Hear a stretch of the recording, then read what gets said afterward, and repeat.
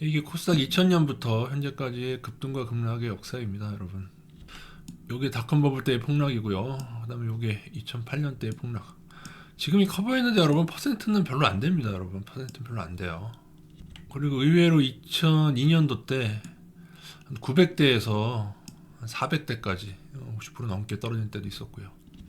제가 원래 코스닥 관련해서 주말에 한 2개 정도 영상을 올리려고 했는데 솔직히 말씀드리려면 좀 맛이 안 나고 옛날에 이제 과거의 아픈 기억도 떠올라서 어떻게 보면은 경고는 적중을 해서 좀 더 이렇게 저렇게 말씀드리고 싶은데 이게 그 동병상련이라는 게 있는 거죠. 이게 제 옛날의 기억들도 좀 떠오르고 저한테 이제 에코프로 비행 관련해서 막 험한 댓글 다시는 분이 뭐 쌤통이다 라고 하기에는 제가 이때 걸렸었거든요. 2002년도 때. 그러니까 연초에 750이었다가 950까지 올랐다가 470까지 한 이게 큽니다. 이게 마이너스 50% 가까이인데, 근데 지금이랑 좀 비슷한 게 물론 늘 그렇긴 하지만은 코스피는 그때는 완전히 건재했어요. 제 기억으로 코스피는 전혀 미동이 없었어요. 지금 그래도 코스피가 좀 같이 떨어지지 않습니까?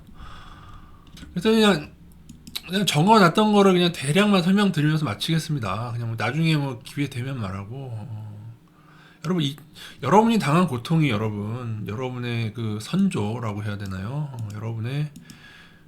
여러분보다 먼저 길을 걸어가신 분들이 계세요. 선구자 같이 2900에서 500을 불과 몇 년 만에 단 2000이 다 건버리고 이거는 진짜 넘사벽이다, 넘사벽. 2008년도에는 800 얼마에서 250 이것도 컸죠. 이것도 이 마이너스 몇 프로입니까? 지금하고 비교가 안 돼요, 여러분. 지금은 뭐 마이너스 50%안 되잖아, 최근에. 물론 이제 에코프로나 그쪽에 이제 고점에 물리신 분들은 아주 죽겠지만 이때는 새로운 기술이라는 150배 상승이 쪼그라들었지 않습니까? 그래서 그거에 대한 설명을 좀 지금 사실 맛보기인데 여러분, 맛보기 코스닥은 늘 이렇습니다, 여러분. 근데 어떻게 보면 2000년부터 2008년까지 그죠? 여기에 사서 250까지 마이너스 90%가 넘는 하락을 당한 사람도 있었죠.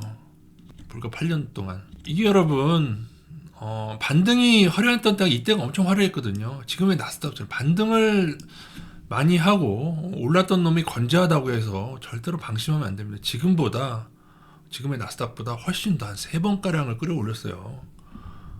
5일선 회복해야 반등해야 되는데 아직 5일선 회복 안 됐습니다, 여러분. 반등 오게 되어 있다. 왜냐하면 이때도 반등은 왔었으니까 반등은 오게 되어 있는데 지금 기대할 거 에코프로비엠 쌍바닥입니다. 제가 요 얘기를 한번 드린 적이 있습니다. 개미들이 또 달려들 경우 그 다음에 신용이 증가될 경우 지금 신용이 증가되고 있어요. 에코프로비엠 같은 경우. 그래서 쌍바닥이나 아니면 쌍바닥을 한번 쫙 깼다가 올리는 게 필요한 시점 같다. 그래서 레버리지를 좀 떨어뜨리고 나서 반등이 좀 크게 오게 될 수도 있다. 또 하나 안 좋은 소식은 개미들 코스피 레버리지 상방에 투자하고 있다는 겁니다. 요게 좀 바뀔 줄 알았더니 지금 이러면은 어떻게 되겠습니까?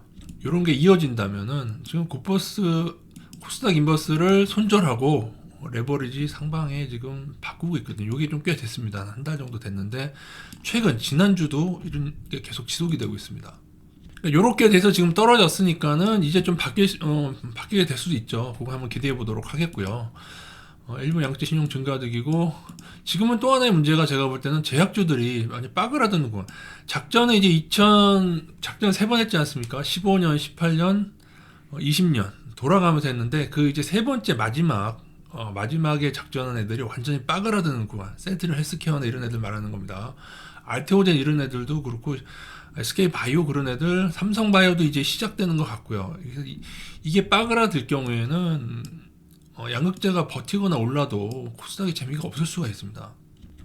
이거를 여러분 이해하셔야 되는데 작전을 하고 나면은 지금 셀트리온 헬스케어 같은 경우도 고점 대비 마이너스 60%인가? 제가 정확히 모르겠는데 마이너스 50%는 다 넘어간다는 거죠. 셀트리온 같은 애들도. 근데 거기서 또 이제 반등을 하다가 또 떨어지는 구간. 반등이 좀 나왔죠. 근데 너무 작았어요. 생각보다. 제가 사실은 셀트리온의 합병을 제가 얘기하면서 근데 반등 이거보단 클 줄 알았는데 너무 반등이 적었습니다. 아주 적은 건 아니지만 최근에는 적었지만 처음에 합병 뉴스 나왔을 때는 조금 올랐었거든요. 근데 그게 이제 다 끝나가는 구간이기 때문에 하지만 5일선은 회복 안 되더라도 이격이 켜질 경우 5일선과의 이격이 너무 커진다.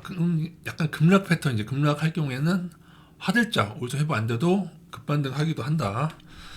근데 정말 재수없는 경우는 이게 나스닥 급락하고 맞물리는 경우 이게 다 2000년이나 2008년도가 같이 맞물렸거든요.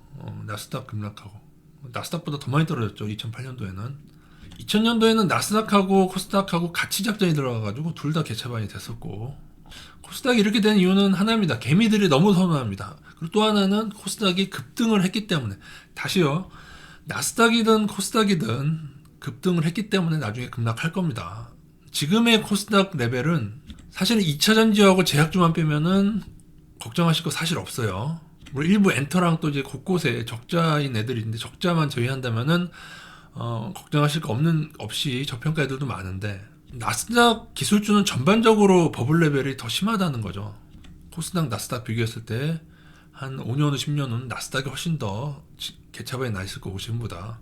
하지만 코스닥을 제가 왜 경고했냐, 2차 전지가 시총 3위라서 지금처럼 2차 전지가 지금 마이너스 최근 60% 떨어지면서 이런 일이 올 수 있음을 말씀드린 겁니다. 제가 왜 경고할 맛이 안 나냐, 제가 주말에도 더 자세히 하려다가 맛이 안 나요. 왜냐면은 뭐만 하면 공매도 프레임 씌워져서 이미 알아들으실 분은 알아들었고, 여기서 제가 더 얘기해봐야 알아들을 분이 계실까 하는 생각 때문에 그렇습니다. 여러분, 무차익 공매도 문제 맞거든요.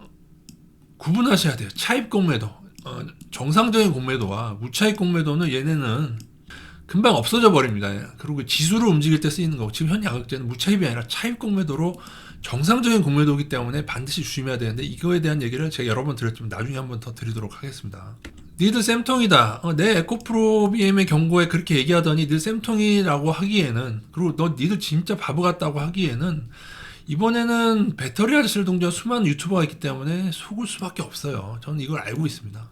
게다가 그렇게 얘기한 다음에 올라버리면은 어떻게 헷가닥하죠. 그럴 수밖에 없죠. 이것도 사실 2008년도와 판박이, 왜 2008년도에도 개미들을 지옥으로 쳐넣는, 그때 유튜브가 없었으니까, 활성화 안 됐으니까 블로거들이 엄청 많았습니다. 박스넷의 전문가라는 인간들 엄청 많았는데, 배터리 아저씨 출연시킨 이 유튜버들이 제대로 된 인사이트가 있었다면, 물론 이건 작전주에 대해서 알지 못하면은 쉽진 않지만은 사실 본인들이 전문가라고 하면 그 정도는 알고 있어야 돼요. 기관들의 전문가들이 알기 때문에 지금 공매도를 치는 것처럼, 고평가를 알고 공매도를 치는 것처럼, 이게 고평가라는 걸 알아야 되는데 PER, PBR도 제대로 얘기를 안 해주고 있어요. 다만 여러분이 희망해 드리고 싶을 것은, 이 에코프로비의 3년간 100배, 50배 작전인데, 새로운 기술과 이게 2000년도, 그리고 이게 2008년 부근이었을 겁니다. 몇 년도인지 헷갈리는데, 하여튼 이건 150배, 50배인데 얘네들도 마이너스 70% 되기 직전에 큰 반등을 시작했습니다. 60%는 넘었어요. 지금처럼. 얘네들도 반등은 할 것인데, 이게 문제는 단 양극재가 모두 구원을 못 받은 거는, 얘네가 동시다발적으로 작전을 하는데, 옛날에 어떤 새로운 기술 하나, 플래닛 80이 하나, 그렇게 완전히 매집을 해서 작전하는 애들하고 조금 다른 게 있습니다. 얘네는 이제 패시브 자금, 이제 뉴딜 펀드라는 것을 통해서, 그래서 모두가 다 올리긴 역부족인데, 에코프로 계열은 한번 큰 반등이 오지 않을까. 얘네는 좀 안 좋은, 여기도 또 미세한 디테일이 있습니다. 지난번 고점에서 봤을 때, 새로운 기술과 비교했을 때 조금은 거래량이 더 나왔어요. 하지만 얘네는 반등이 꽤 크게 나왔습니다. 그 정도까지는 아니라도 반등은 한 마이너스 70% 구간에서는 오지 않을까. 젊은 사람들에게 마지막 말씀드리고, 저도 이제 그런 일을 당한 게 이제 28, 29 그때인데, 아니구나, 거의 30 다 돼서구나. 포기하지 마십시오. 죽을 것 같겠죠. 저도 한 3일인가에 마이너스 1000만원 대학생 때 까이고, 늦가기 대학생이었거든요. 제가 30대까지. 그랬을 때 까이고 3일 만에 1000만원, 총 빚으로 한 마이너스 2800만원의 빚을 지고 있었습니다. 저는 그 당시에. 포기하지 마십시오. 여러분이 이것을 교훈 삼아서 투자 습관을 바꿔야만 됩니다. 안 바꾸면 어쩔 수 없고요. 바꾸게 되죠. 남아있는 돈이 없으니까 바꾸게 되는데, 여러분이 이 경험을 통해서 쌓인 지식은 나중에 분명히 또 좋은 면으로 작용하게 됩니다. 전 나중에 그것이 부동산에서 좀 좋은 면으로 작용하게 되었습니다. 이거는 쌍욕을 해도 시간 없으니까 욕하기도 시간이 아깝다 이 자식들아. 예전에 말씀드린 바 있죠. 에코프로비엠의 쌍바닥 말씀드린 적이 있는데, 쓰리바닥입니다. 요걸 지켜내야만 반등이 빠르고, 여기를 이제 깨게 되면은 반등이 좀 더 한 차례 더 떨어진 다음에 나올 수도 있다. 반면 코스닥은 제약주들이 급락하면서, 추가 급락하면서 쌍바닥이 깨지고 있죠. 근데 장기 차트상 더 떨어져도 한 700대 정도 초반이 바닥이 아닐까 싶은데, 나스닥 급락과 맞물리지만 않는다면 여기는 지켜내지 않을까, 요 사이에서 단기 바닥이 오지 않을까 싶습니다.